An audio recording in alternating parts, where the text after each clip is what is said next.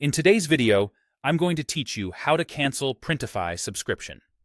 By the end, you'll know exactly where to click, what to expect, and how to confirm everything has gone through properly so you don't get charged again.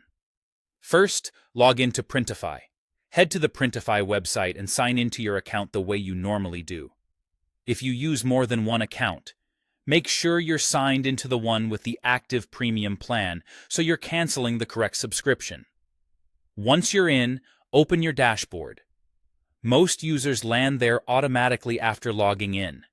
If you don't see it, look to the left sidebar and select Dashboard. This is your home base for navigating the rest of the steps. Next, look at the left sidebar and click Premium. This section is dedicated to Printify's premium plan details. If you don't see a premium option, try expanding the sidebar or scrolling. If it's still missing, you may not currently be on a premium plan, which would explain why there's nothing to cancel. Inside the premium section, find and click Manage Subscription.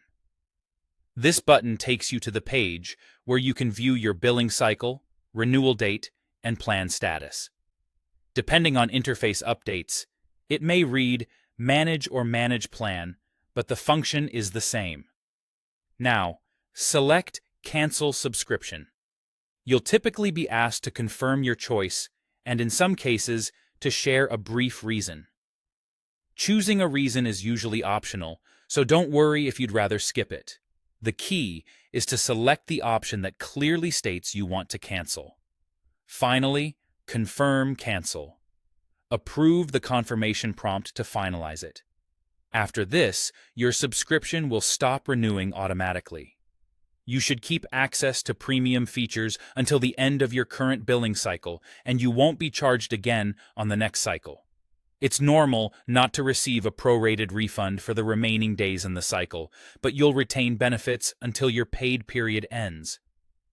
For peace of mind, look for an on-screen confirmation message and check your email for a cancellation confirmation.